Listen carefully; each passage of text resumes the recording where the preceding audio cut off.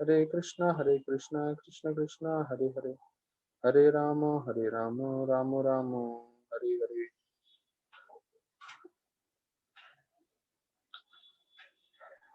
सभी भक्तों का स्वागत है और आज के हरि कथा में, और बहुत बहुत धन्यवाद सभी भक्तों का जो एकत्रित हुए हैं आज भगवान के चौथे स्कंद श्रीमद् भागवतम में से भगवान की कथा सुनने के लिए।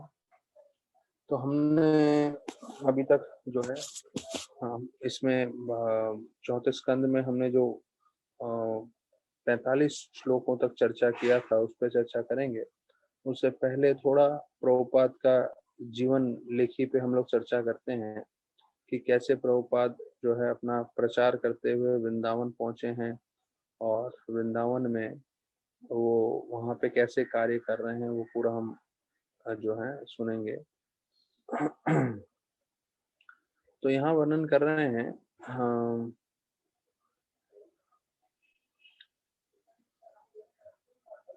अच्छा, वृंदावन के बारे में प्रभुपाद ये जो है लीलामृत में काफी वर्णन किया गया है कि कैसे वृंदावन, हमने कल चर्चा किया कि जितने भी आचार्य हैं वो सब वृंदावन में निवास किए थे। भक्ति सिद्धांत सरस्वती ठाकुर से लेके भक्ति विनोद ठाकुर और गोरक्षदास बाबा जी, जगन्नाथ दास बाबा जी, विश्वनाथ चक्रवर्ती ठाकुर, नरोत्तम दास ठाकुर, यहाँ तक कि चैतन्य महाप्रभु भी हमेशा वृंदावन जाना चाहते थे। और कल हमने ये भी सुना कि कैसे प्रभुपाद अपने भक्तों से चाहते थे कि वो प्रचार कार्य में लगे रहें, और प्रभुपाद बोलते थे वर्क नाउ समाधि लेटर, अर्थात अभी आप कार्य करिए, अभी आप भक्ति करिए और समाधि के बारे में बाद में आप चिंतन करिएगा। तो प्रभुपाद स्वयं खुद वृंदावन इंद्रभोग के लिए नहीं जाते थे, वो जो है प्रचार के लिए अपने भक्तों को लेके गए, यात्रा कराने के लिए, प्रवचन के लिए विदेशी भक्तों को। और स्वयं प्रभुपाद ने अपने जीवन से बताया कि कैसे हमें वृंदावन में सिर्फ जो है इंस्पिरेशन लेने के लिए जाना चाहिए। अब देखिए, अगर आपको मैं दूसरा दृष्टांत दूं इसका, जो लोग राधानाथ महाराज से एस्पायर कर रहे हैं, राधानाथ महाराज जैसे व्यक्ति पूरी दुनिया में जो है भ्रमण करके जो है उनको कृष्ण के बारे में मालूम चला वृंदावन में, और उनकी आसक्ति कितनी बन गई कि वृंदावन में ही उनको पूरी तरह से भगवान के बारे में ज्ञान प्राप्त हुआ। उनको भले ही हरे कृष्ण महामंत्र गंगा से प्राप्त हो चुका था, और प्रभुपाद के संग में बैठ के उन्होंने हरे कृष्ण मंत्र का मतलब भी समझ लिया, और कृष्ण भगवान कौन है उसका चित्र देख के फिर वो भी समझ गए। लेकिन वास्तविक रूप में कृष्ण भगवान की जो भक्ति है, जो उनको जो उनका संबंध है, वो उनको वृंदावन में जाके उनका संबंध बना। और वो स्वयं 1 साल तकरीबन तकरीबन उस समय जब से वो वृंदावन पहुंचे, तो 1 साल वो वृंदावन में ही रहे जब तक उनका वीजा का रिन्यूअल नहीं हुआ। और फिर आजीवन काल के लिए उस समय से जो है महाराज, क्योंकि उनको भगवान का साक्षात्कार वृंदावन में हुआ, और फिर वहां से वो कभी छोड़ के जाना नहीं चाहते थे, लेकिन वो अपने गुरु महाराज प्रभुपाद की सेवा करना चाहते थे। इसलिए वो बोलते हैं कि अगर मैं अपना ही करता रहूं तो शरणागति की बात कहाँ आती है। तो मैंने प्रभुपाद को स्वीकार किया, ये कैसे मालूम चलेगा जब मैं अपनी इच्छा छोड़ के उनकी क्या इच्छा है वो पालन करूं। और फिर वो न्यू वृंदावन प्रोजेक्ट में लग गए, और फिर 86 में 88 में उनको बम्बई भेजा गया। तो अभी 32 साल हो गए वो बम्बई में ही हैं, और अमेरिका जाते रहते हैं, दोनों जगह प्रचार कर रहे हैं।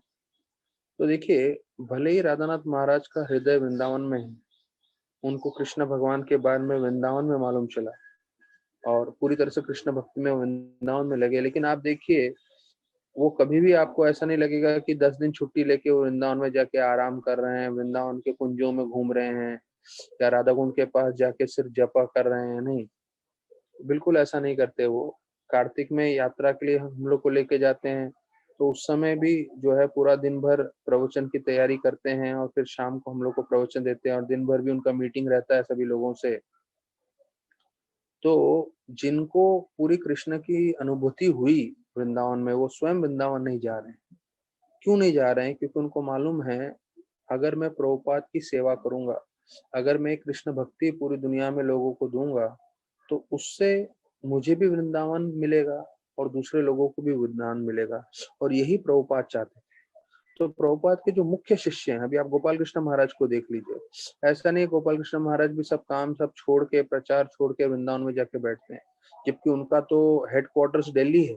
दिल्ली से तो 3-4 घंटे में पहुंच सकते हैं वृंदावन। लेकिन फिर भी गोपाल कृष्ण महाराज पूरा समय जो है प्रचार कार्य में लगे हैं। और जो है वो कोई भी वृंदावन में जाके निवास नहीं करता। जय पताका महाराज को देख लीजिए। उनको लिए तो प्रभुपाद खुद बोले कि चैतन्य महाप्रभु के संगी पार्षद हैं वो। तो आज के तारीख में संगी पार्षद होने के कारण उनके 50,000 शिष्य हैं दीक्षित। और भी प्रचार किए जा रहे हैं इस अवस्था में भी। और वो भी कभी वृंदावन में जाके ऐसे बैठते नहीं। हाँ, तो कभी यात्रा है, यात्रा में हमें जाना है तो वो बात अलग है।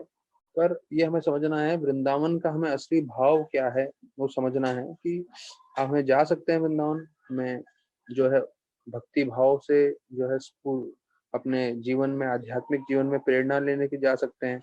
पर वहां जाके रहना स्वीकार करने के योग्य नहीं है। फिर यहाँ बताते हैं कि चैतन्य महाप्रभु ने रूप गोस्वामी सनातन गोस्वामी को निर्देशन दिया कि कृष्ण ने जहां जहां लीलाएं की थी वो सब जगह को आप ढूंढ के निकालिए और उन जगहों पे जो है स्मृति बनाइए, जिससे भविष्य में लोग जो हैं उधर आ सकें और उसका जो है स्मरण कर सकें। अब बताया जाता है जब चैतन्य महाप्रभु स्वयं वृंदावन के लिए वृंदावन गए थे तो उस समय राधा कुंड और श्याम कुंड के लिए भी कुछ बनाया नहीं था। यहाँ तक कि राधा कुंड और श्याम कुंड एक पानी के दो सरोवर जैसे लग रहे थे। पर चैतन्य महाप्रभु क्योंकि स्वयं कृष्ण है तो वो पहचाने कि हाँ यही श्याम कुंड राधा कुंड है जो पूरे पृथ्वी पे सबसे उत्तम जगह है। और उन्होंने फिर भक्तों को बताया कि ये वो मुख्य स्थान है। फिर वहां पे पूरा श्याम कुंड राधा कुंड का निर्माण हुआ। अब रूप गोस्वामी सनातन गोस्वामी, उनका वैराग्य बताया जाता है इतना ऊंचे स्तर पे था कि हर रात को वो अलग पेड़ के नीचे सोते थे। मतलब एक बड़ी तपस्या जैसी चीज है। मतलब हमें बोला जाए कि रोज रात को आपको अलग अलग जगह सोना है तो हमारा मन विचलित हो जाएगा। भले ही हमें बिस्तर पे सोने मिले, घर में सोने मिले, लेकिन बोलेंगे कि भैया आज इस मकान में सोना है, कल दूसरे मकान में सोना है, परसों तीसरे मकान में सोना है, तो हमारा दिमाग पूरा घूम जाएगा और बोलेंगे ये क्या लगा के रखा है। लेकिन गोस्वामी का स्तर देखिए कैसे वो जो है एक ही पेड़ के नीचे भी नहीं सोते थे। ऐसा नहीं कि मैं एक ही पेड़ के नीचे सोऊंगा और यही मेरी आसक्ति होगी और यही मेरा जगह है रहने का। नहीं, इतने निरासक्त थे कि अलग अलग पेड़ों के नीचे सोते थे। और ऐसा नहीं है कि अलग अलग पेड़ों के नीचे सोते हुए जो है सिर्फ वो वृंदावन धाम में अलग अलग जगह राधे राधे करके जा रहे थे। नहीं, उन्होंने बहुत सारी किताबों का जो है किताबें भी लिखी हैं। रूप गोस्वामी ने, सनातन गोस्वामी ने और बाकी जो गोस्वामी हैं, उन्होंने बहुत कड़ी मेहनत करके जो है इतने सारे शास्त्र लिखे। इन शास्त्रों के बल पे, उन टिप्पणी के बल पे आज हम लोग कथा कर पा रहे हैं। प्रभुपाद जो अलग अलग कमेंट्री लिखते थे तो उस कमेंट्री में गोस्वामियों के कमेंट्री भी थे, जिसके कारण आज हमें भक्ति वेदांत परपट्स मिल रहा है। तो जो है, और रात को भी बताया जाता है वो मुश्किल से सोते थे, 1-1.5 घंटा सोते थे गोस्वामी। और बाकी मतलब उनका रोज का 22-22.5 घंटे का शेड्यूल रहता था गोस्वामी का। और यहाँ बता रहे हैं कि इतना ही नहीं, उन्होंने बड़े बड़े मंदिर भी बनवाए, जिससे अभी आने वाले कलयुग में जितने भी जीव हैं सबका उद्धार हो सके। वो सब मंदिर में आके भगवान की पूजा अर्चना कर सकें, भक्ति कर सकें और भगवान का विग्रह देख सकें।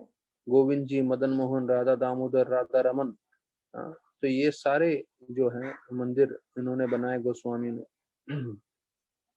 और बोलते हैं चैतन्य महाप्रभु जब अपना शरीर त्याग के चले गए तो बताया जाता है रघुनाथ दास गोस्वामी जो है वो कई घंटों तक जो है राधा कुंड के पास बैठ के चैतन्य महाप्रभु की लीला जो है बताते थे। क्योंकि रघुनाथ दास गोस्वामी ने जगन्नाथपुरी में स्वयं देखा था चैतन्य महाप्रभु की लीला करते हुए उनको। और वही चीज सब कृष्णदास कविराज गोस्वामी ने सुना और उन्होंने चैतन्य चरितामृत लिखा 90 साल की उम्र में। देखिए, भक्ति करने के लिए कोई कोई उम्र नहीं होता। अब ये देखिए, कृष्णदास कविराज गोस्वामी ने जो पूरा चैतन्य चरितामृत का वर्णन किया है 90 साल की उम्र में, हाँ, और श्लोक आता है कि उनके हाथ कांप रहे हैं, सर कांप रहे हैं और उनको लगता नहीं है कि वो ज्यादा जी पाएंगे। फिर भी वो जो है पूरा चैतन्य चरितामृत, पूरा वर्णन, पूरा उन्होंने रचना की है। फिर यहाँ बताते हैं कि चैतन्य महाप्रभु का मन हमेशा जगन्नाथपुरी में रहता था, क्योंकि वो जो है हमेशा राधा रानी के भाव में रहते थे। लेकिन उनका हमेशा इच्छा रहती थी कि वृंदावन जाए। यहाँ तक कि बताया जाता है कि जब वो वृंदावन के लिए निकल पड़ते थे जगन्नाथपुरी से, तो बताया बताया जाता है उनका जो प्रेम है वो कई गुना बढ़ जाता था। यहाँ पे लिखा है हंड्रेड्स ऑफ टाइम्स, कई 100 गुना बढ़ जाता था। और जैसे ही वो मथुरा पहुंचते थे तो 1000 गुना बढ़ जाता था, क्योंकि मथुरा वृंदावन के इतने नजदीक है, वो कृष्ण का जन्म भूमि है। और जब वो वृंदावन वास्तविक रूप में पहुंचते थे तो वही प्रेम उनका लाखों गुना बढ़ जाता था। इतना चैतन्य महाप्रभु चाहते थे वृंदावन जाने के लिए। तो बताया जाता है जब चैतन्य महाप्रभु कहीं और रहते थे, तो मतलब जब वृंदावन में नहीं थे, लेकिन जैसे वो शब्द सुनते थे वृंदावन, वृंदावन नाम सुनते ही जो है उनको जो है भाव और प्रेम उनके हृदय में विकसित हो जाता था। तो देखिए चैतन्य महाप्रभु का क्या ऊंचा स्तर था, क्योंकि वो स्वयं राधा रानी के रूप में थे, तो सिर्फ वृंदावन का नाम सुनने से जो है वो भाव विभोर हो जाते थे। और बोलते हैं चैतन्य महाप्रभु एक बार वृंदावन जाकर आए, उसके बाद उनका जो भी कार्य था जीवन का, वो सिर्फ रूटीन के हिसाब से कर रहे थे, उनका खाना, उनका नहाना, पर उनका वास्तविक रूप मन कहाँ पे था? वृंदावन में था। तो प्रभुपाद भी बताते हैं कि हमें भी अपने जो रोज के कार्य हैं वो रूटीन के हिसाब से करने चाहिए, लेकिन हमारा मन मुख्य रूप से कहाँ केंद्रित होना चाहिए? कृष्ण भगवान की सेवा में, कृष्ण की भक्ति में, कृष्ण के भक्तों की सेवा में और उनके संग में। तो यहाँ बताते हैं ये आध्यात्मिक जीवन का वर्णन आता है गीता में, कई बार स्पष्ट रूप से बोलते हैं कि जो जीव वहां चले जाता है गोलोक वृंदावन, वो वापस नहीं आता। ये भगवान का जो है असली धाम है। तो 84 स्क्वायर माइल्स के में वृंदावन का जो है पूरा धाम है। और ये वास्तविक रूप में बताया जाता है पूरा आध्यात्मिक जगत से ही नीचे आया है, क्योंकि जब राधा रानी कृष्ण भगवान को बोलती हैं कि मैं भौतिक जगत में तभी जाऊंगी अगर गोवर्धन, यमुना और वृंदावन, ये 3 चीजें अगर आप पृथ्वी पे लेके जाएंगे तो कृष्ण भगवान राधा रानी को आध्यात्मिक जगत में बोलते हैं आपके बोलने से पहले ही मैंने गोवर्धन, वृंदावन और यमुना पृथ्वी लोक पे भेज दिया है। तो ये जो पृथ्वी लोक पे हम वृंदावन देख रहे हैं, वो क्योंकि उसके ऊपर एक आवरण चढ़ा हुआ है माया का, इसलिए हमें जो है बहुत सारा कचरा दिखता है, बहुत सारा अलग अलग चीजें दिखता है, पर वास्तविक रूप में ये आध्यात्मिक जगत का वृंदावन है। और यहाँ पे ऐसा वर्णन आ रहा है कि अगर आप वहां पे शरीर त्यागें वृंदावन में, तो निश्चित रूप से आप जो है भगवत धाम चले जाएंगे। ये वृंदावन की जो है महिमा है, पर उसकी बारे में वर्णन बताया जाता है, इतना महान है वृंदावन धाम। तो जैसे मैंने पहले भी चर्चा किया, अगर चेतना भाव से भी हम वृंदावन में हैं, तो हम मुंबई में नहीं हैं, हम वास्तविक रूप में वृंदावन में हैं, कृष्ण के संपर्क में। तो अभी आइए हम भागवतम में वापस से आ जाते हैं जहाँ पे हमने कल छोड़ा था। 44 श्लोक में विद्याधर प्रार्थना कर रहे हैं कि जो जीव भौतिक रूप से आसक्त हैं, तो उनकी आसक्ति का नाश हो सकता है जब वो हरि कथा सुने। तो ये हमने संक्षेप में बता रहा हूँ, तो कि हम लोग कैसे भौतिक इंद्र वृत्ति के पीछे आकर्षित रहते हैं हमेशा, ये बद्ध जीव का जो है लक्षण है। लेकिन ऐसी परिस्थिति में भी अगर हम भगवान का नाम जप करने लग जाएं, भगवान की कथा सुनने लगें, तो हम माया के प्रपंच से बच सकते हैं। तो कल हमने चर्चा किया कि जो विद्याधर बोल रहे हैं वही सिद्धलोक के निवासी बोल रहे हैं, वही जो है गीता में कृष्ण भगवान ने बोला है, और पहले, दूसरे, तीसरे स्कंद में अलग अलग जगह पे जो है सुखदेव गोस्वामी, व्यास देव जी, और ब्रह्मा जी सब यही बोल रहे हैं, विष्णु भगवान बोल रहे हैं। तो ये सब जन एक ही चीज पे बता रहे हैं क्या? कि हमें श्रवण करना चाहिए और हमें जप करना चाहिए, श्रवण भगवान की लीला का और जप भगवान के नाम का। तो हमें ये 2 चीज पकड़ के चलना है अपने जीवन में, क्योंकि ये आप भागवतम में देखेंगे, गीता में देखेंगे, सब जगह एक ही चीज का वर्णन किया गया है। जैसे हमने गीता के 9वें अध्याय के 34वें श्लोक और 18वें अध्याय के 65वें श्लोक में भी देखा, कृष्ण भगवान बोलते हैं मन बना मद भक्तो मद्याजी माम नसो, कि हमेशा मेरा चिंतन करो।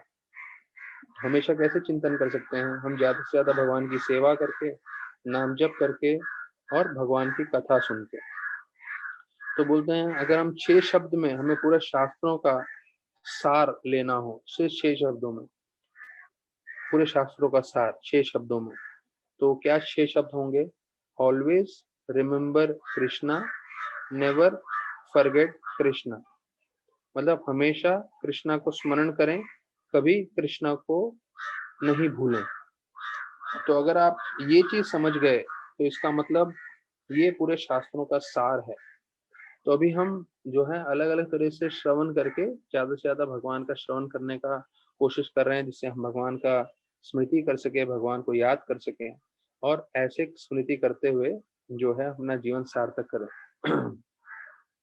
प्रभुपाद बोलते हैं, ये कल हमने चर्चा किया था कि सिर्फ नाम जप करने से, भगवान की कथा सुनने से हमारा जीवन बदल जाएगा, हमारे जीवन में अलग रोशनी आएगी और उनका जीवन पूरी तरह से कामयाब रहेगा, कामयाब हो जाएगा। तो हम देखते हैं कितने सारे भक्तों का देश विदेश में जीवन इस तरह से सफल हो गया है और हम अपने जीवन में भी देख रहे हैं कि हमारे जीवन में कितना बदलाव आ गया है भक्ति के साथ जुड़ने से। अभी जब हमें मालूम चल गया है कि ये मार्ग प्रामाणिक है, तो अभी हमें मेहनत करना है जिससे हम इस मार्ग में आगे बढ़ सकें, ज्यादा से ज्यादा तरक्की कर सकें।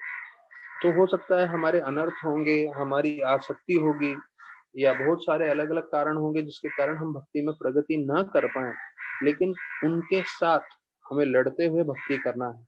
जैसे एक दिन मैंने कथा में सिर्फ 11वां स्कंद का एक श्लोक लिया था जो बताता है कि भले ही हमारे जीवन में हजारों अड़चन भी आ जाएं, हजारों तकलीफें भी आ जाएं, लेकिन उन तकलीफों के साथ भी हम भक्ति करेंगे।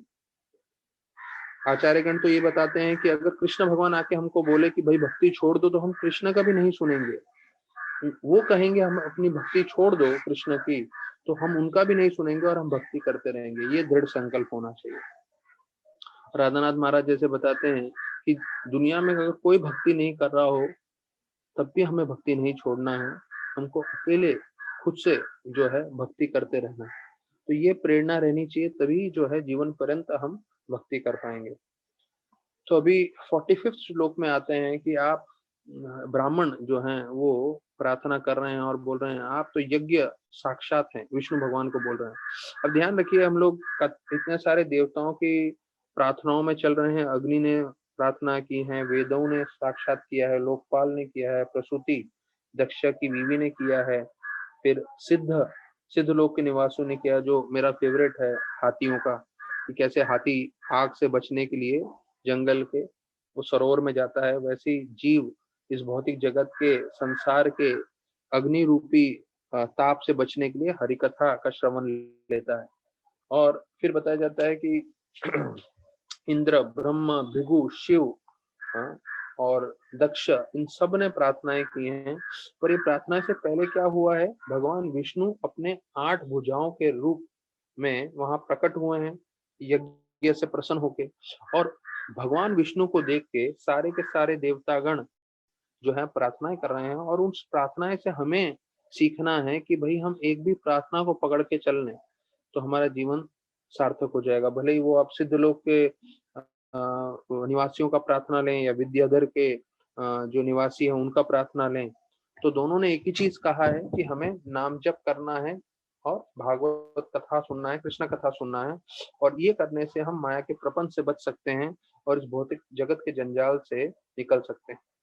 अब यहाँ पे बताया जा रहा है, ब्राह्मण प्रार्थना कर रहे हैं कि अरे विष्णु भगवान आप तो साक्षात यज्ञ हैं, और इस यज्ञ में हम अग्नि में जो है घी डालते हैं, वैदिक मंत्रों का उच्चारण करते हैं और जो है कुशाग्रास जो है घास पे बैठते भी हैं और कुशाग्रास इसमें अर्पण भी करते हैं। और ये सब जो चीजें करते हैं और ये सब जो है बताया जाता है कि जो ब्राह्मण हैं वो कर रहे हैं आपको प्रसन्न करने के लिए। तो बताया जाता है सारे देवताओं में सबसे प्रमुख हैं इंद्र हैं, और इंद्र के अलावा वास्तविक रूप में इन सब यज्ञों से हम आपको प्रसन्न करना चाहते हैं, ऐसे करके बताते हैं। तो प्रभुपाद देखिए इतना विस्तार पूर्वक यहाँ पे वर्णन किया गया है, अग्नि में क्या क्या दे रहे हैं, घी दे रहे हैं, वैदिक मंत्रों को उच्चारण कर रहे हैं, और जो है बाकी सब जो है सेक्रीफाइशियल पॉट्स मतलब घड़े वड़े सब लगते हैं। प्रभुपाद बोलते हैं ये सब कुछ प्रबंध करने की जरूरत नहीं है। हम्म? तो there is no need to arrange elaborate paraphernalia for the prescribed sacrificial ceremony recommended in the Vedas। तो बोल रहे हैं ये दक्ष ने किया, उस समय विष्णु भगवान आए, ठीक है। प्रभुपाद बता रहे हैं हमें ये सब कुछ करने की जरूरत नहीं है, हमें सिर्फ संकीर्तन यज्ञ करना है, वो ही सबसे बड़ा यज्ञ है। हरे कृष्णा कृष्ण कृष्णा हरे हरे, हरे राम राम राम हरे हरे। तो बोलते हैं अगर कोई ये यज्ञ कर रहा है तो इसमें जो है हरे मतलब भगवान कृष्ण की शक्ति, और कृष्ण अर्थात विष्णु तत्व, दोनों को मिला दो, हरे कृष्ण अर्थात ये दोनों में सब कुछ समा गया है, सब कुछ आ गया है हरे कृष्ण में। प्रभुपाद बता रहे हैं तो अगर कोई हरे कृष्ण जप कर रहा है तो ये समझना चाहिए कि वो सब तरह के यज्ञ कर रहा है। हाँ, प्रभुपाद बोल रहे हैं। तो क्योंकि हम अपने दृष्टि में देखें, जो भी कुछ देख रहे हैं वो सब जो है कृष्ण भगवान की शक्ति है, या तो कृष्ण भगवान का जो है एक बहिरंग शक्ति है माया के रूप में, या जो हरे बोलते हैं राधा रानी के रूप में, तो उनकी शक्तियों के द्वारा हम जो कुछ भी देख रहे हैं वो सब कुछ है, और भगवान की शक्तियों में कोई भिन्नता नहीं है। तो इसलिए बताया जाता है जब हम बोलते हैं हम हरे कृष्णा, तो हरे कृष्णा में सब कुछ आ जाता है, ऐसे करके प्रभुपाद बता रहे हैं। फिर अगले श्लोक में बताते हैं आप बहुत समय पहले वरह के रूप में आए थे। 46 श्लोक में हम चर्चा कर रहे हैं, वरह के रूप में सुअर के रूप में आए थे। अब देखिए जब हम भौतिक रूप जगत में सुअर का नाम लेते हैं तो एक निम्न प्राणी है, उसको तमोगुणी प्राणी बोलते हैं। लेकिन हम शास्त्रों में देखते हैं क्योंकि भगवान जब वरह के रूप में आते हैं तो बहुत गुणगान होता है, भगवान के बारे में बहुत जो है स्तुति की जाती है। अब यहाँ पे देखिए एक स्तुति बता रहे हैं, और मैंने जो दूसरी स्तुति वरह के बारे में सुनी है वो दोनों मैं आपके साथ सामने बताऊंगा। तो बोल रहे हैं कि आपने जो है पूरा पृथ्वी को समुद्र में से निकाला। कैसे? जैसे कोई हाथी एक कमल के फूल को निकालता है नदी में से, तो हाथी के लिए कमल का फूल निकालना कौन सी बड़ी बात है। लेकिन भगवान वह इतने विशाल रूप में आए थे कि बताते हैं उनके लिए पृथ्वी निकालना मतलब, यहाँ पे बोल रहे हैं पृथ्वी निकालना मतलब एक हाथी के लिए कमल निकालने के बराबर है। अब हाथी का साइज देखिए, कमल का साइज देखिए, तो उस हिसाब से आप सोच सकते हैं कि पृथ्वी इतना विशाल है तो भगवान वरह कितने विशाल काया के होंगे, हम सोच सकते हैं। ये है भगवान की दिव्य लीलाएं, जो सुनने मात्र से हम हमारा जो है शुद्धिकरण हो रहा है, और हम भगवान के प्रति आकर्षित हो रहे हैं, और धीरे धीरे हमारा टिकट बनते जा रहा है भगवत धाम के लिए।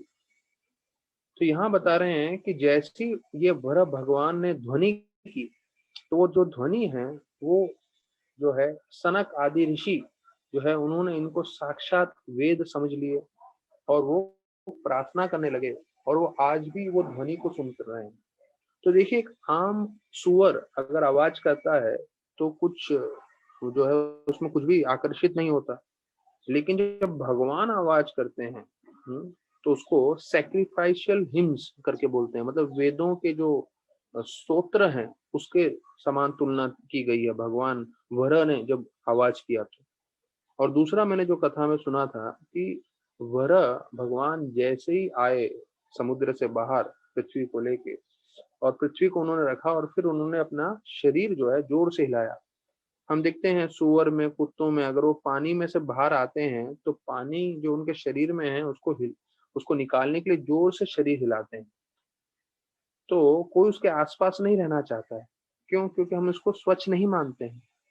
लेकिन जब वह भगवान ने किया, अपने शरीर को हिलाया, तो जो जल है वो बताया जाता है तीनों लोकों में गया, और ब्रह्मा और ब्रह्मलोक में भी जितने भी सारे निवासी थे, वो सब अपने कमंडलों में ये सब जल प्राप्त कर रहे थे, और वो भगवान के जैसे चरणों से निकलने वाली गंगा है उसके समान उसको मूल्यवान समझ के उसको पूज रहे थे और उसको अपने जीवन में स्वीकार कर रहे थे।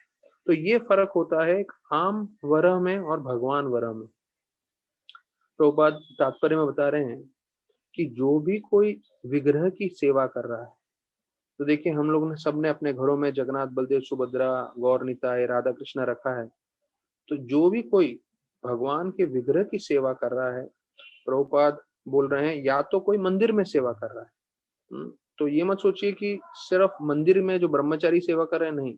अगर हम घर में भी रह के अगर विग्रह की सेवा कर रहे हैं, तो कई लोग बाल गोपाल की भी सेवा करते हैं। छोटे से बाल गोपाल होते हैं, उसको नहलाते हैं, फिर उनको कपड़े पहनाते हैं, फिर उनकी आरती करते हैं। तो यहाँ पे वर्णन आ रहा है कि जो भी भगवान के विग्रह की सेवा करते हैं, तो उनको जो है सारे वेद 24 घंटा पढ़ने का फल मिलता है। तो कई लोग सोचते होंगे कि अरे मैं तो सिर्फ भगवान के विग्रह की सेवा कर रहा हूँ, अभिषेक कर रहा हूँ, आरती कर रहा हूँ, ऑफरिंग कर रहा हूँ, मेरे पास तो समय नहीं है शास्त्र पढ़ने का। आपको चिंता करने की कोई आवश्यक नहीं है। प्रभुपाद जी यहाँ पे सांत्वना दे रहे हैं, आप 24 घंटा जो वेद पढ़ते हो उसका फल मिलेगा अगर आप भगवान के विग्रह की घर में बैठ के सेवा करें तो। लेकिन भक्ति भाव से करना है, और जितना ज्यादा करें उतना जो है सर्वोत्तम है। बोलते हैं अगर आप राधा कृष्ण के विग्रह के सिर्फ श्रृंगार कर रहे हैं, तो इसका मतलब है सिर्फ ध्यान से अभी कोई श्रृंगार करता है तो उसे मालूम है। जैसे कई साल पहले मैं जब गोपी जन्म वल्लभ का श्रृंगार करता था और गौर निताई का, गोपाल जी का, तो हम लोग ब्यूटी डॉट लगाते थे। ब्यूटी डॉट मतलब एक चंदन के जो है उसका लेप बना के फिर वो उनके शरीर पे ऐसे निशान करते थे या ब्यूटी डॉट लगाते थे। तो बोलते हैं जैसे आप भगवान का, राधा कृष्ण का विग्रह का श्रृंगार करेंगे, तो बोलते हैं उसी तरह से आपको शास्त्रों के, वेदों के जो सबसे सूक्ष्म चीजें हैं उसका पूरा आपको ज्ञान प्राप्त हो जाएगा। तो शायद हो सकता है कोई वेदों के पूरे ज्ञान को प्राप्त नहीं कर पाए, लेकिन कोई भगवान का अच्छे से श्रृंगार करेगा तो श्रृंगार करने से पूरे वेदों का ज्ञान आपको प्राप्त हो जाएगा, ऐसा करके बताया गया है। फिर बोलते हैं आपके नाम जप करने से, ब्राह्मण जो है अगले श्लोक में भी प्रार्थना करे जा रहे हैं और बोल रहे हैं सिर्फ आपके नाम जाप करने से जितने भी विकट परिस्थितियां हैं, जितने भी मुश्किलें हैं, वो सब हट जाती हैं। तो ये है आपके नाम की शक्ति, और हम ऐसे पूर्ण पुरुषोत्तम भगवान विष्णु को प्रणाम कर रहे हैं। तो देखिए हमने ये भागवतम पहले स्कंद में भी सुना है, यदा भिभ्यति स्वयं भयम, मतलब जो साक्षात यमराज हैं वो भी आपके नाम से डरते हैं। यदा भिभ्यति स्वयं भयम, तो कोई भी चीज, कोई भी रुकावट, कोई भी मुश्किल, कोई भी तकलीफ एक भक्त के जीवन में नहीं रह सकता जो भक्त भगवान का नाम जप कर रहा है। तो नाम जप की शक्ति से सारे तकलीफ हट जाते हैं। लेकिन नाम जप करने के लिए जो है सुकृति होना चाहिए। अधिकांश लोग जो है नाम जब तक पहुंच भी नहीं पाते हैं, और किसी को बोलो नाम जप करने के लिए तो दुर्भाग्यवश वो लोग बोलते हैं हमें नाम जप नहीं करना, हमें जो है भगवान से नहीं जुड़ना, हम अपना ही करेंगे। और बोलते हैं हम किसी देवी देवता की पूजा करेंगे, हम ये करेंगे वो करेंगे। यहाँ पूर्ण पुरुषोत्तम श्री कृष्ण जो सभी देवताओं के स्तोत्र हैं वो खुद ही बोल रहे हैं चैतन्य महाप्रभु के रूप में, मेरा नाम जप करो, मैं आपको पूरी तरह से सुरक्षा दूंगा। यहाँ देवतागण बोल रहे हैं मैं आपके जीवन में जितने भी प्रॉब्लम्स है सब हटाऊंगा। तो हो सकता है किसी को हेल्थ का प्रॉब्लम हो, किसी को वेल्थ का प्रॉब्लम हो, मतलब किसी की तबीयत ठीक ना हो, किसी को धन चाहिए हो, किसी को शादी करना हो, किसी को बच्चा चाहिए हो, किसी को अलग अलग अलग अलग सबकी इच्छाएं रहती हैं। सबकी पूर्ति हो सकती है अगर आप कृष्ण की भक्ति करें, कृष्ण का नाम जप करें। और अभी जो हम आने वाले अध्याय में करने वाले हैं, ध्रुव महाराज को पूरा पृथ्वी से बड़ा ध्रुव लोक मिल गया, उसके बाद बोलते हैं क्या फायदा, ये सब चीज का क्या फायदा, इससे अच्छा तो आप ही का भक्ति करूं, आप ही का दर्शन करूं तो मेरा जीवन सार्थक है। तो मैं जस्ट आपको बता रहा हूँ कि हो सकता है हमारे मन में आपके और मेरे मन में बहुत सारी भौतिक इच्छाएं हों और हम लोग शायद भक्ति करते समय मन में ये भी सोच रहे हो ये भी मेरी इच्छा पूरी हो जाए, और शायद हो भी जाएगी भगवान की कृपा से, लेकिन इच्छा की पूर्ति होने के बाद हमें समझ में आएगा, अरे सबसे उत्तम चीज तो है भगवान की भक्ति। भगवान की भक्ति मिल गई तो सब कुछ मिल गया। हाँ, बाद में ये सब चीज मिले ना मिले कोई ज्यादा उसमें फर्क नहीं पड़ता। तो यहाँ पे बताते हैं प्रभुपाद 47 श्लोक के तात्पर्य में हमने ये सुना है, प्रभुपाद ये इंग्लिश में लिख रहे हैं, कृष्णा राखे मारे के, कृष्णा मारे राखे के। मतलब अगर कोई, कृष्ण भगवान किसी को बचाना चाहते हैं कोई उसे मार नहीं सकता, और अगर कृष्ण भगवान किसी को मारना चाहते हैं तो कोई उसे बचा नहीं सकता। और यहाँ पे सबसे मुख्य उदाहरण रामायण में से दे रहे हैं रावण का। बोलते हैं रावण जो है एक महान भक्त थे शिव के, हाँ, लेकिन शिव स्वयं बचा नहीं पाए। मतलब प्रभुपाद के तात्पर्य बिल्कुल पॉइंट पे आके ये हो जाते हैं। अब रावण की क्या शक्ति थी, जब वो मैंने मतलब रामायण का मैं एक बार जो है वाल्मीकि रामायण का पाठ कर रहा था, जब मैं उधर, हम लोग उधर जा रहे थे नासिक, तो इसके लिए मैंने बोला कि मैं पूरा वाल्मीकि रामायण में से पाठ करूंगा। तो उसका जब पाठ कर रहा था तो उसमें जब वो रावण सीता को अपहरण करने आते हैं, तो अपहरण करने से पहले वो बोलते हैं, अपनी शक्ति के बारे में बताते हैं रावण उनको, मतलब क्योंकि सीता माता ने कभी पहले रावण को देखा नहीं था और उनको मालूम भी नहीं रावण कौन है। तो रावण अपना इंट्रोडक्शन देते हुए बोलते हैं कि मेरे में इतनी शक्ति है कि मैं पृथ्वी के नीचे जाके अपने दोनों हाथों से पूरा पृथ्वी को उठा सकता हूँ। अगर युद्ध करने पे आए तो मैं सूर्य देव को परास्त कर सकता हूँ युद्ध में। और पृथ्वी पे जितना भी जल है, ये हम पैसिफिक ओशन और दूसरे सब ओशन देखते हैं, बोलते हैं इस पृथ्वी पे जितना भी जल है पूरा जल मैं अकेला पी सकता हूँ। तो ये रावण ये 3 चीज बोल के अपना इंट्रोडक्शन देते हैं, हाँ, माता सीता को, कि मैं रावण हूँ, ये मेरी शक्ति है। ऐसे रावण इतने शक्तिशाली पराक्रमी, हाँ, जिनको वेदों का ज्ञान भी था और शिव के इतने परम भक्त, लेकिन जब भगवान राम ने निश्चय किया इनका अंत होना चाहिए, प्रभुपाद बोलते हैं कि भगवान शिव भी बचा नहीं पाए। कृष्ण राखे मारे के, कृष्ण मारे राखे के। जब भगवान बचाएंगे कोई नहीं मार सकता, और जब भगवान मारेंगे तो कोई नहीं बचा सकता। इसलिए हम लोग जब भक्ति कर रहे हैं, हमें पूरी तरह से ये हमने सुना है कई बार, पर हमें समझना चाहिए कि जब हम भगवान का नाम जप कर रहे हैं, हम भगवान की भक्ति कर रहे हैं, तो हो सकता है हमारे पूर्व जन्म के कर्म ऐसे होंगे जिसके कारण हमें बहुत सारे तकलीफ झेलने हों, लेकिन हम नाम जप करेंगे तो कृष्ण भगवान हमेशा अपने भक्तों को बचाते हैं, उनकी रक्षा करते हैं। तो अवश्य कृष्ण भगवान अपनी कृपा अपने भक्तों पे बनाए रखेंगे। अभी भगवान जो हैं वो दक्ष को शिक्षण देते हैं। तो ये जो है 50 से 54 श्लोक में आता है। तो 50 48वें श्लोक में आ रहा है कि विष्णु भगवान को ऐसे सभी, ये मैत्रेय ऋषि बोल रहे हैं 48 श्लोक में, कि विष्णु भगवान की ऐसी स्तुति हुई और दक्षा का जो है चेतना पूरी तरह से शुद्ध हो गया, क्योंकि पहले वो शिव के प्रति अपराध कर रहे थे और उनके कारण इतना सब हो गया। तो पूरा उनका यज्ञ विध्वंस हो गया शिव के शिष्यों के कारण। तो बताया जाता है आगे, मैत्रेय ऋषि विदुर जी को बोल रहे हैं, ये सब विदुर और मैत्रेय के संवाद में हो रहा है। तो पहले हमने जो 7 अध्याय किए और ये पूरा चल रहा है, ये विदुर और मैत्रेय के बीच में संवाद हो रहा है कि सभी यज्ञों के फल विष्णु भगवान को अर्पित होने चाहिए, वो परमात्मा के रूप में है। और सिर्फ जब वो संतुष्ट हो जाते हैं तो यज्ञ भी संतुष्ट हो जाते हैं और सारे देवतागण और सारे जीव सब संतुष्ट हो जाते हैं। इसलिए अभी वो जो है वो विष्णु भगवान स्वयं जो है, अभी यहाँ पे 50वें श्लोक में आ रहा है, शिव भगवान उवाच। अभी ये भगवान दक्ष को शिक्षण दे रहे हैं। तो देखिए ये शिक्षण भले ही दक्ष को है, पर दक्ष के द्वारा हम सबको भी जो है कई महत्वपूर्ण चीज जानने का मौका मिल सकता है। जैसे चैतन्य चरितामृत में लिया बताया गया है, मैं अभी विष्णु भगवान के शिक्षण में पहुंचते हुए उससे पहले आप लोग को जस्ट एक चीज बताना चाहूंगा कि जब हम वैष्णव अपराध करते हैं तो हमें समझना चाहिए कि जो वैष्णव है वो भगवान को इतने प्रिय हैं कि कोई गौ हत्या कर रहा है तो गौ हत्या करने में जितना पाप होता है उतना ही पाप हमें लगता है जब हम वैष्णव को असंतुष्ट करते हैं, वैष्णव को दुखी करते हैं, वैष्णव के साथ झगड़ा करते हैं, वैष्णव को रुलाते हैं। तो भक्ति मार्ग सरल भी है, बहुत मुश्किल भी है। हम अपने वैष्णव जितने भी हम उनके साथ रह रहे हैं उनको अगर हम प्रसन्न करेंगे तो भगवत धाम फुल स्पीड जाएंगे, और अगर हम उनको दुखी करेंगे तो उतने ही तेज गति से हम भक्ति से बाहर हो जाएंगे। तो कई लोग बोलते हैं अरे मैं 1 साल से भक्ति कर रहा हूँ, कोई बोलते हैं हम 5 साल से भक्ति कर रहे हैं, कोई बोलते हैं मैं 10 साल 20 साल से भक्ति कर रहा हूँ। भक्ति कर रहा हूँ, लेकिन भक्ति करते हुए आप अपराध कितना कर रहे हो वो देखिए।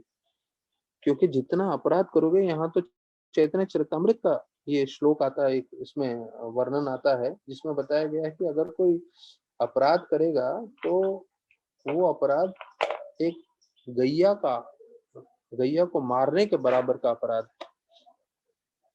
तो हमें ध्यान रखना है, इसलिए मैंने आप लोग को सामने ये चीज बता दिया। तो अभी 50वें श्लोक में आ रहा है, अभी भगवान जो है विष्णु बोल रहे हैं दक्ष को। भगवान उवाच, क्या बोल रहे हैं कि ब्रह्मा शिव और मैं, हम तीनों जो हैं इस भौतिक सृष्टि के बनाने वाले हैं। मैं परमात्मा के रूप में जो है हर एक चीज देखता हूँ, और वास्तविक रूप में देखा जाए तो मेरे में, शिव में और ब्रह्मा में कोई अंतर भी नहीं है। कौन बोल रहे हैं? साक्षात विष्णु, हाँ, दक्ष को। तो इसमें हमारे लिए सबसे जरूरी चीज ये है कि भगवान परमात्मा के रूप में जो है हर समय, जैसे अभी आजकल सीसीटीवी का सिस्टम आया है, सब बिल्डिंग्स में ऑफिसों में सीसीटीवी लगाते हैं, 24 घंटा रिकॉर्डिंग होता है। तो वैसे ही भगवान परमात्मा के रूप में सीसीटीवी लगा के बैठे हैं। हम जो भी इच्छा करते हैं, हम जो भी विचार करते हैं, जो भी कार्य करते हैं, सब रिकॉर्डिंग हो जाता है। हम भूल जाएंगे पर भगवान नहीं भूलेंगे, और उसके कारण हमें फल मिलेगा। तो उसी प्रकार से हमें आध्यात्म जीवन में भी जो है ये समझना है कि 24 घंटे भगवान हमारे पे कैमरा लगा के हमारा रिकॉर्डिंग कर रहे हैं। तो हमें अच्छे से अच्छे कार्य करना चाहिए, कम से कम हमारा मन अच्छा रखना चाहिए, जिससे हम लोगों को मदद कर सकें। यहाँ बताया गया है भगवान विष्णु को आत्म ईश्वर बताया गया है। आत्मा ईश्वर का मतलब है, ये एक नया नाम है भगवान विष्णु का। आत्मा ईश्वर का मतलब है कि वो परमात्मा के रूप में सभी के हृदय में निवास करते हैं। और इसका एक और मतलब ये भी है कि भगवान अपन हमें हृदय में से जो है प्रेरणा देते हैं किसी भी चीज के लिए। तो देखिए, जो लोगों ने भी भक्ति किया है, 16 माला कर रहे हैं और काफी समय भक्ति से जुड़े हुए हैं, तो उन सबको मालूम चल जाता है कि कैसे भगवान परमात्मा के रूप में कभी ना कभी हमें कुछ ना कुछ इंस्पायर करते हैं करने के लिए, बोलने के लिए, या ऐसा जिस किसी चीज के बारे में। और वो हमेशा चीज सही होता है। क्यों? क्योंकि भगवान स्वयं जो है अंदर से परमात्मा के रूप में हमें इंस्पायर करते हैं। और जितने हम शुद्ध भक्त बनते जाएंगे उतना हमारा और भगवान का संबंध बन जाएगा, और हम उसी तरह से जो भी कार्य करेंगे वो भगवान हमें प्रेरणा देंगे। तो कई भक्त होते हैं, जैसे कई ब्रह्मचारी हैं मंदिर में, जो सालों साल से भगवान की निस्वार्थ भाव से सेवा कर रहे हैं। वो सब बोलते हैं कि हमें इंस्पिरेशन मिल जाता है कि ये करना चाहिए, ये नहीं करना चाहिए कार्य, क्योंकि भगवान जो है हमेशा मार्गदर्शन करने के लिए तैयार रहते हैं। और उदाहरण के रूप में बोल रहे हैं कि कैसे भागवतम के शुरुआत में ही बताया है कि ब्रह्मा जी के हृदय में भी भगवान ने ज्ञान दिया। किसका ज्ञान दिया? ये शास्त्रों का, वेदों का। तेन ब्रह्म हृदय आदि कवि। हाँ, तो बोलते हैं कि भगवान ने ब्रह्मा को भी हृदय में से ही ज्ञान दिया। तो परमात्मा के रूप में भगवान हमारे हृदय में भी हैं। हम जैसे भक्ति करेंगे वैसे भगवान हमें मार्गदर्शन करेंगे। गीता में भी बताया है 10.10 श्लोक में, ददामी बुद्धि योगम तम। ददामी बुद्धि योगम तम मतलब भगवान हमें बुद्धि देंगे कैसे हमें आगे बढ़ना है भक्ति में। फिर 51 श्लोक में जो है भगवान दक्षा को बता रहे हैं मेरे प्रिय दक्ष, दक्ष द्विज करके बोला गया है, मैं पूर्ण पुरुषोत्तम भगवान हूँ, और इस सृष्टि को बनाने के लिए और चलाने के लिए और संहार करने के लिए, हाँ, मैं अपनी शक्तियों के द्वारा प्रकट होता हूँ, ऐसे करके बोल रहे हैं। फिर बोलते हैं जो जिसको पूरी तरह ज्ञान नहीं है, वो उसको लगता है कि ये जो देवता हैं ब्रह्मा और शिव, वो स्वतंत्र हैं। हम्म, और उनको ऐसा लगता है कि ये जो जीव हैं वो स्वतंत्र हैं, पर वास्तविक रूप में कोई स्वतंत्र नहीं है। अब देखिए, ये भगवान जो पॉइंट बोल रहे हैं मुझे बहुत मुख्य लगा। हमें मालूम है ये चीज कि हाँ कोई स्वतंत्र नहीं है, लेकिन भगवान स्वयं दक्ष को बोल रहे हैं, भाई ये जो ब्रह्मा है, ये जो शिव है, ब्रह्मा मतलब जिन्होंने 14 लोक बनाए, शिव मतलब जो जो है सिर्फ उनके नृत्य करने से पूरा सृष्टि का विनाश हो जाता है, तांडव नृत्य से, ये दोनों भी स्वतंत्र नहीं है। हाँ, और अज्ञानवश भौतिक जगत में ये जो बद्ध जीव है वो सोचता है मैं स्वतंत्र हूँ। देखिए कितना अज्ञान है, कितनी मूर्खता की बात है, जीव को लग रहा है कि मैं स्वतंत्र हूँ। यहाँ भगवान बोल रहे हैं, अरे भाई ये जो ब्रह्मा है 4 सर वाले और शिव है वो स्वतंत्र नहीं है, जो है मेरे बिना वो कार्य नहीं कर सकते, उनको भी मैं कंट्रोल करता हूँ। और ये जो जीव है कलयुग में घूम रहा है, हाँ, ट्रेन में ट्रेवल कर रहा है, हाँ, और इतना तकलीफ में कोरोना वायरस के साथ लड़ते लड़ते छुप के चूहे के जैसे बिल में घुसा रहता है अपने आप की जान बचाने के लिए, वो सोच रहा है मैं स्वतंत्र हूँ, और फिर भी भगवान का शरणागत नहीं होना चाहता। अरे भाई स्पष्ट बता रहे हैं कि ब्रह्म और जो है शिव वो भी भगवान को शरणागत हैं, तो हमें शरणागति लेने में क्या प्रॉब्लम है।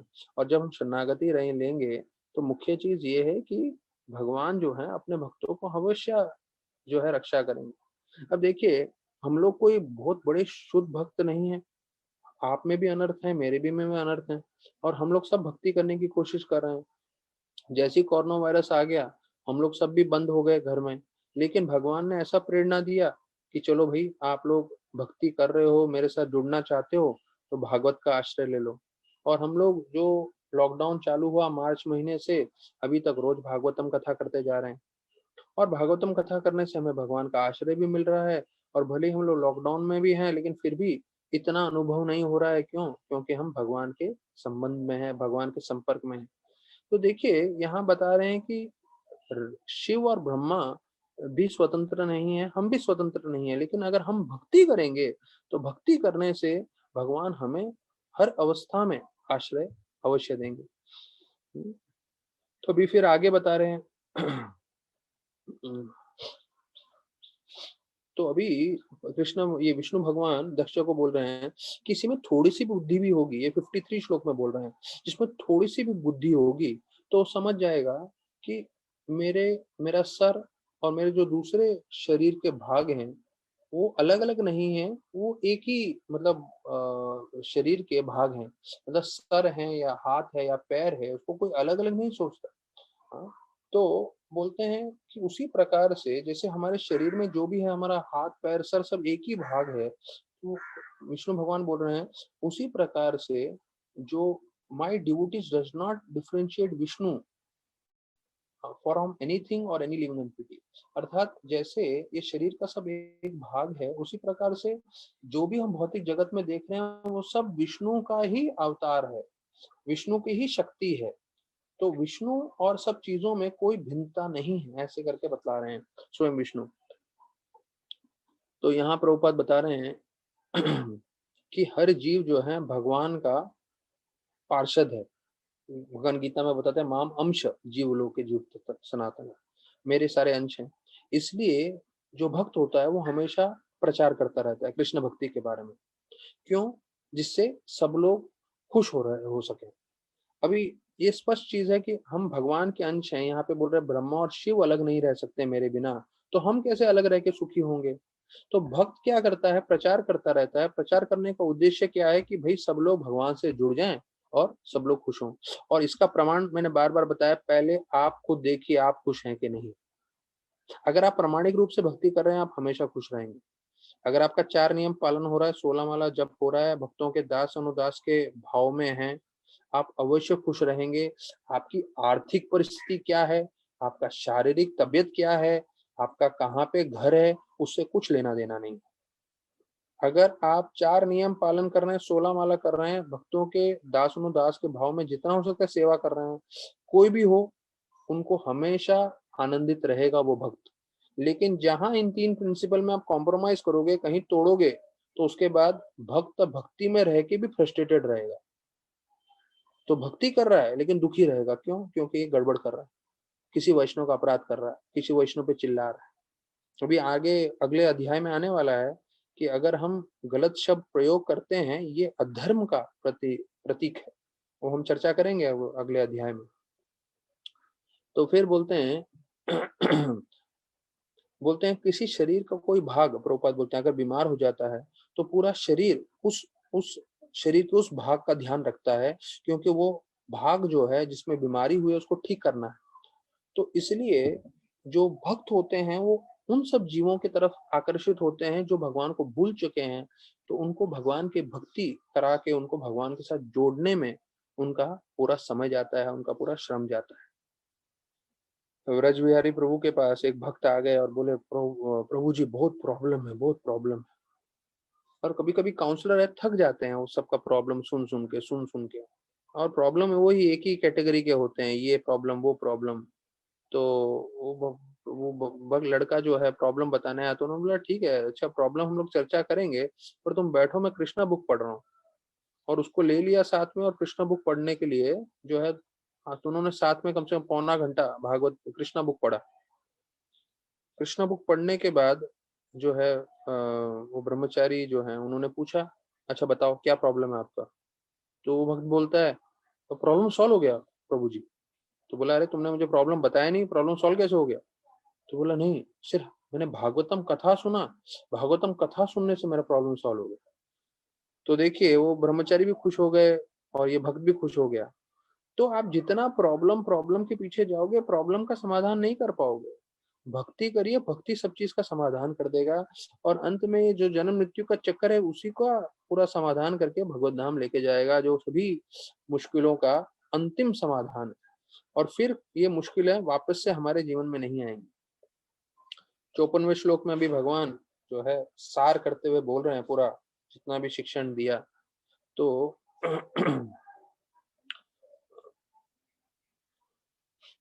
कि जो ये समझ लेता है कि ब्रह्मा, विष्णु, शिव या जितने भी जीव हैं वो सब मेरे पार्षद हैं, वही व्यक्ति शांति प्राप्त कर सकता है। हाँ, he realizes peace, स शांतिम आदि गच्छति।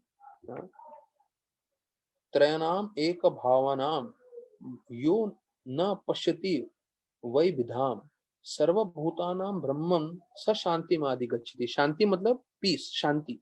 तो शांति कब प्राप्त करता है? जब ये समझता है कि हम सब भगवान के ही अंश हैं।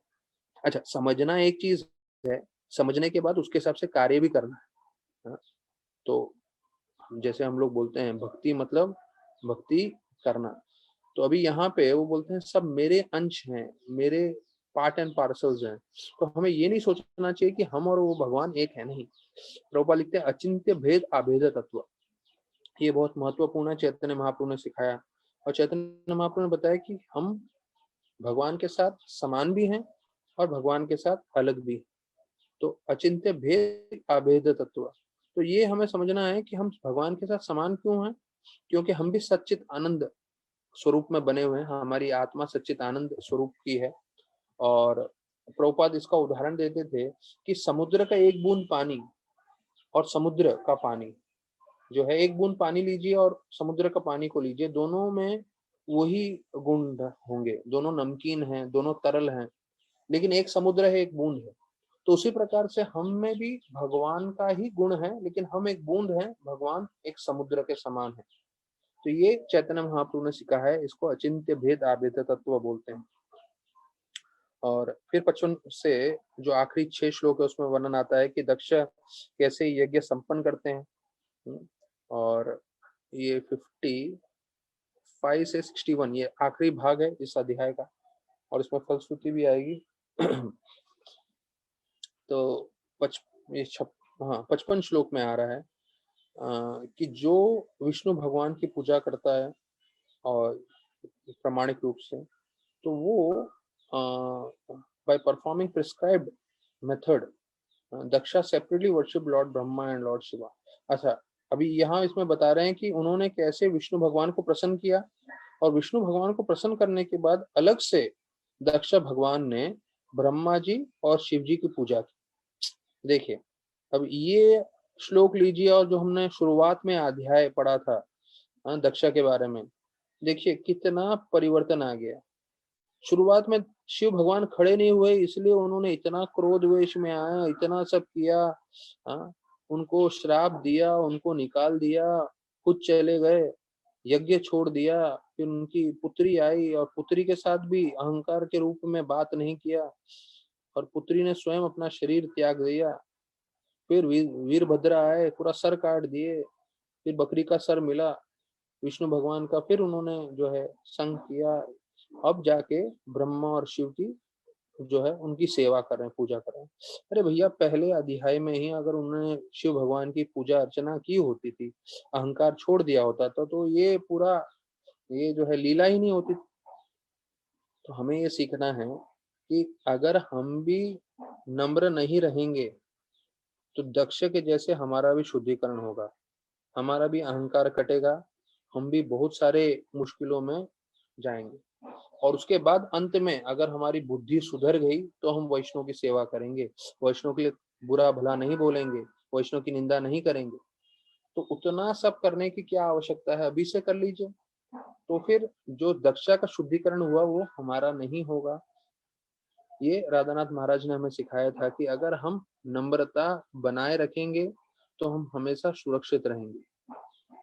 अगर दक्ष नम्र रहते थे तो उनको बकरी का सर नहीं मिलता था।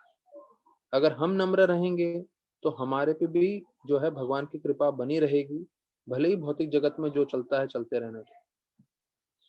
अब यहाँ प्रभुपाद बता रहे हैं भगवान विष्णु को सब कुछ अर्पण करना चाहिए और उनका जो प्रसाद है वो देवताओं को देना चाहिए। बोलते हैं विशेष रूप से जगन्नाथपुरी में ये जो है मान्यता है। तो जगन्नाथपुरी में जो मंदिर में अर्पण होता है जगन्नाथ जी को, फिर वो उसके आसपास जगन्नाथ मंदिर के प्रांगण में ही बहुत बहुत सारे देवताओं का मंदिर है। तो उन सब देवताओं को जो है जगन्नाथ जी का महाप्रसाद अर्पण होता है।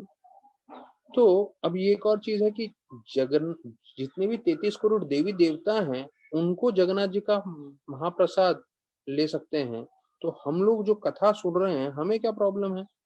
तो अगर हम लोग नहीं ले रहे हैं तो हमें अपने जीवन में नियम बनाना चाहिए।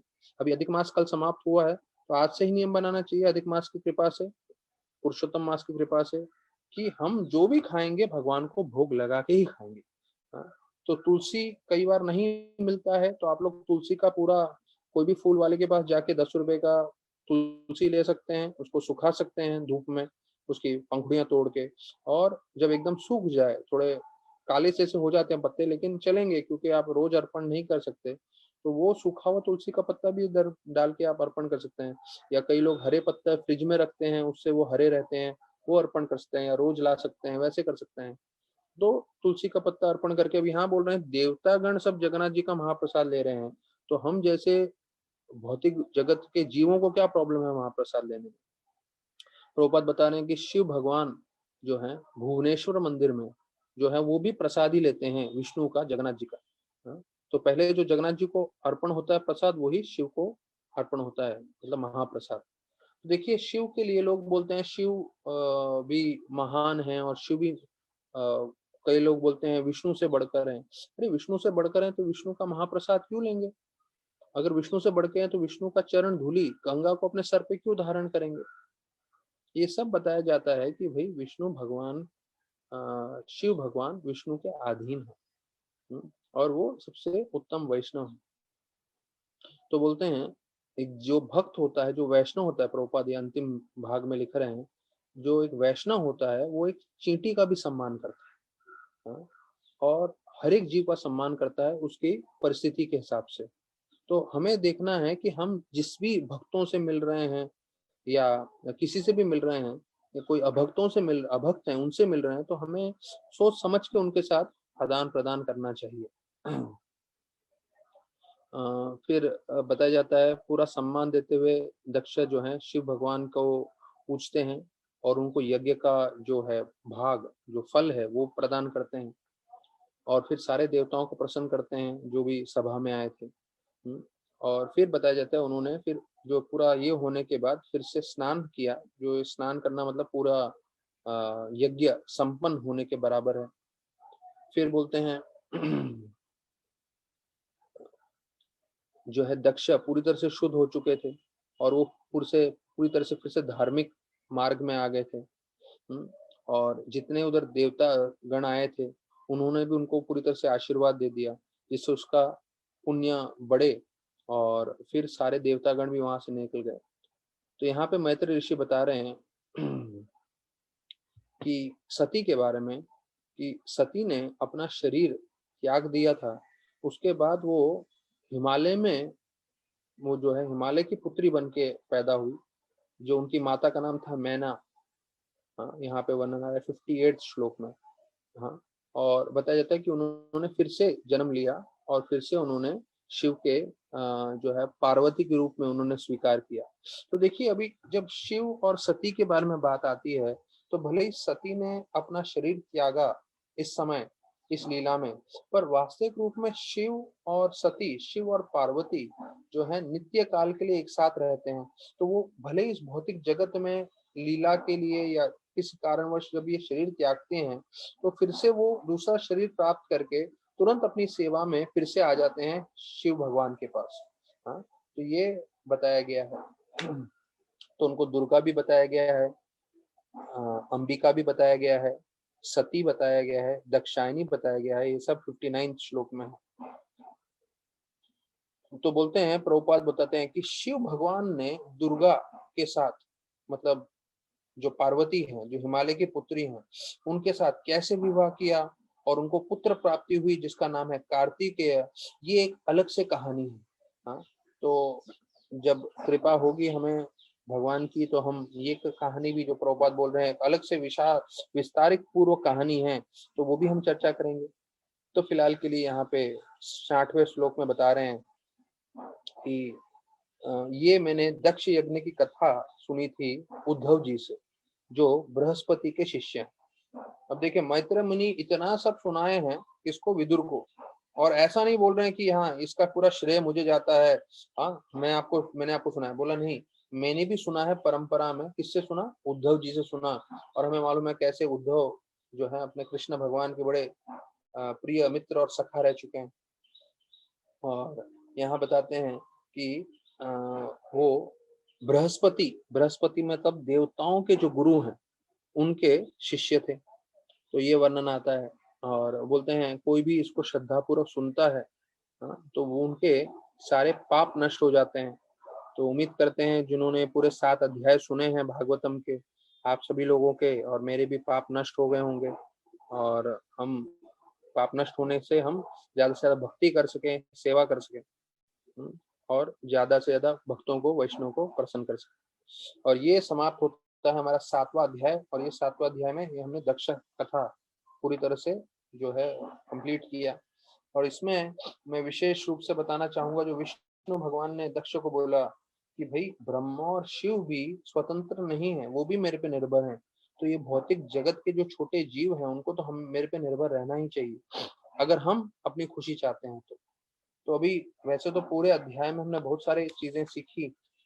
विशेष रूप से दक्ष शिव भगवान बोलते हैं माता सती को कि अगर कोई गलत शब्द बोलता है तो वो तीर से भी ज्यादा नोकीले होते हैं, क्योंकि तीर का घाव तो भर जाता है। दुश्मन अगर कोई जो है अपराध करे, आक्रमण करे, तो वो तो मानते हैं लोग क्योंकि दुश्मन है वो। लेकिन कोई परिवार वाला जब गलत शब्द बोलता है तो जो है शरीर हृदय भेद देता है। तो ऐसे ऐसे अच्छी चीजें हमने सीखी हैं। तो हमें कोशिश करना चाहिए कि हम वो गलती ना करें जो हमने इस कथा में सुना। और फिर हमने देखा कि क्या एक साधु के क्या लक्षण होते हैं, कैसे उसकी सोच होती है, कैसे वो बुराई नहीं देखता, सिर्फ अच्छाई देखता है। और जहां अच्छाई ना हो वहां से भी अच्छाई ढूंढ के निकालता है, और वो अच्छाई की स्तुति करता है। तो इतना बढ़िया हमने जो है, मतलब आप लोगों के साथ साथ मुझे भी इतना अच्छा लग रहा है, क्योंकि मैं भी इतना विस्तार पूर्वक भागवत पढ़ पा रहा हूँ और आप लोग के साथ चर्चा कर पा रहा हूँ। तो मुझे भी इतनी ज्ञान की चीजें मिल रही हैं, और उम्मीद करते हैं सिर्फ कथा के हिसाब से हम नहीं सुनाएं, पर ये अपने जीवन में अपनाएं भी, और हमारे जीवन में परिवर्तन हो, और श्रोतागण हो आपके जीवन में भी परिवर्तन हो, जिससे आप भी भक्ति में अच्छे से प्रगति करें। तो अभी 5 बज ही चुके हैं, पर आज कहीं आप जाने वाले नहीं हैं। जितना परिक्रमा करना था कर लिया, पूरे जो है अलग अलग जगह का। अधिक मास में। तो अभी वो परिक्रमा सब समाप्त हो चुका है, तो कहीं पे आपको परिक्रमा नहीं मिलेगा, पर हम भागवत का चर्चा करते रहेंगे। तो यहाँ पे मैं आपको 1-2 पास टाइम्स महाराज के बता देता हूँ और उसके बाद हम आज का प्रवचन एक विराम देंगे। जो ध्रुव महाराज की कथा है वो कल हम विस्तार पूर्वक शुरू करते हैं। अब वो भी बहुत रोमांचकारी कथा है, काफी आनंद आएगा भक्तों को।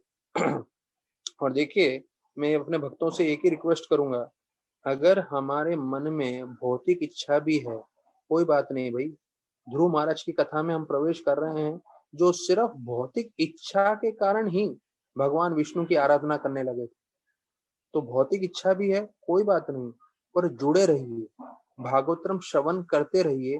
भागवतम में इतनी शक्ति है, आपकी भौतिक इच्छाएं भी पूरी करेंगे, साथ में आपको आध्यात्मिक प्रगति और उन्नति भी प्रदान करेंगे। चाहिए सिर्फ सुनना।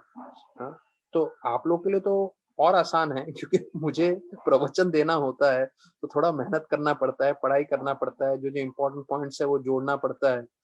तो आप लोग को कुछ नहीं करना है, सिर्फ कनेक्ट करना है, स्पीकर पे लगाना है और सुनना है। सुनने मात्र से आप यकीन करिए, आज मैं बोल रहा हूँ और मेरा ट्रेनिंग है, मेरे जो शिक्षा गुरु हैं गौरांग प्रभु, और उन्होंने इतने सालों से ट्रेनिंग दिया, राधानाथ महाराज जो गुरु हैं, उनका सब इतने सालों से ट्रेनिंग लेने के कारण इतना सक्षम हो चुका हूँ, या कोशिश कर रहा हूँ मैं रोज कथा करने की। तो आप लोग भी उसी प्रकार से जुड़े रहिए, सुनते रहिए। जो है जितना आप श्रवण करेंगे, श्रवण आपको इतनी शुद्धिकरण देगा, इतनी शक्ति देगा कि आप लोग सब भी जो हैं यही भागवत की कथा दूसरों को सुना पाएंगे, और आपका जीवन भी सार्थक होगा और दूसरों का जीवन भी सार्थक होगा। तो राधानाथ महाराज बताते हैं, अगर कोई असफल होता है भक्ति में, ये ध्यान रखिए, कोई भक्ति छोड़ के चला जाता है, कोई भक्ति में कुछ एकदम गलत कार्य करता है, तो राधानाथ महाराज बताते हैं, failure is of an individual, not of the philosophy. तो ये हमें समझना बहुत जरूरी है कि अगर कोई असफल होता है आध्यात्म में, तो वो व्यक्तिगत की असफलता है, सिद्धांत की असफलता नहीं है। क्योंकि सिद्धांत कभी असफल नहीं हो सकता, मतलब फिलॉसफी गलत नहीं है, गीता और भागवत में कोई त्रुटि नहीं है, कोई गलती नहीं है, ये भक्तों को समझना है। हाँ, हो सकता है कि कई कई भक्त अपराध के कारण या किसी कारणवश जो है भक्ति से छोड़ दें या भक्ति में कोई गलत कार्य करें, तो हमें समझना चाहिए कि भाई ये सिद्धांत में गलती नहीं है, गीता भागवत में कोई त्रुटि नहीं है। पहला चीज वो बताते हैं। महाराज बताते हैं, अभी जैसे मैं शुरुआत में बता रहा था, हम लोग संतुष्ट हैं कि नहीं, हम लोग खुश हैं कि नहीं। और जैसे मैंने बताया कि धन से कुछ संबंधित नहीं है, हमारी हेल्थ से कुछ संबंधित नहीं है, हम कहाँ रह रहे हैं उससे कुछ संबंधित नहीं है, ये चीज मैंने बताया आप लोगों को। क्योंकि अगर आप धन और रहने और हेल्थ की बात करें, तो मैं बोलूंगा कि ब्रह्मचारियों के पास ना धन है, और ना ही उनके, मतलब हो सकता है ब्रह्मचारी इतने सालों से तपस्या करें, उनकी तबीयत भी थोड़ी डाउन ही रहे, ना ही उनके पास घर है, कुछ भी नहीं है उनके पास, लेकिन सबसे खुश व्यक्ति वो हैं। क्यों? क्योंकि वो पूरी तरह से भगवान की भक्ति में लगे हैं, खुद तो पूरा समय भगवान का चेतना में पूरी तरह से बोलते हैं ना, पूरी तरह से लीन है, और दूसरे लोगों को जोड़ने की कोशिश कर रहे हैं। गौरंग प्रिया प्रभु का कथा हमने सुना, कितने प्रेम से वो वृंदावन का हमें पूरा जो है परिक्रमा करा रहे थे। देखिए, वो खुद डॉक्टर हैं, प्रोफेशनल हैं, तो उन्होंने अपनी बुद्धि लगाई, बोले ठीक है, कहीं जा तो नहीं सकते, लॉकडाउन का समय है, अधिक मास है, गीता भागवत तो सब सुनते हैं, चलो उनको सब वृंदावन के अलग अलग जगह का परिक्रमा करा सकते हैं। तो 20 वीडियो हैं, गौरांग प्रिया प्रभु परिक्रमा, गूगल करोगे आप, यूट्यूब में भी देखोगे तो 20 कम से कम लेक्चर्स हैं उनके, और उन्होंने सब जगह का हमें परिक्रमा कराया। तो ये है एक फल, भले ही पैसा नहीं है, भले ही घर नहीं है ना, और उनकी भी तबीयत काफी जो है ऊपर नीचे रहती है, क्योंकि मैं उनको अच्छे से जानता हूँ, लेकिन फिर भी वो खुद संतुष्ट हैं और दूसरों को संतुष्टि दे रहे हैं। तो महाराज बता रहे हैं, ये हमारे लिए बहुत जरूरी है, real fulfilment comes if you are living with integrity. ये बहुत जरूरी है, लिविंग विथ इंटीग्रिटी मतलब ईमानदारी से भक्ति करना। अगर आप और मैं ईमानदारी से भक्ति करेंगे, तो हम हमेशा हृदय में संतुष्ट रहेंगे। भले ही कितनी भी मुश्किलें, विपत्तियां, तकलीफें जो है भौतिक जगत का, वो तो नियम है, चलता रहेगा, दुखालय है। लेकिन अगर हम ईमानदारी से भक्ति कर रहे हैं तो हमेशा संतुष्ट रहेंगे, हमेशा आनंदित रहेंगे। महाराज शिक्षण बता रहे हैं। और माया मतलब हमें ये सोचना कृष्ण से बढ़कर कुछ और है, कोई चीज या कोई व्यक्ति नहीं। कोई भी व्यक्ति, कोई भी चीज कृष्ण से बढ़ के नहीं है। अगर हमें ये लगे कि कोई भी चीज कृष्ण से बढ़कर है तो वो वास्तविक रूप में माया है हमारे जीवन में। तो ये चीज हमें ध्यान रखना है। इसके साथ ही आज के प्रवचन को हम विराम देंगे और कल हम जुड़ते हैं ठीक 4 बजे भागवत कथा के लिए। बहुत बहुत धन्यवाद सभी भक्तों का। हरे कृष्ण।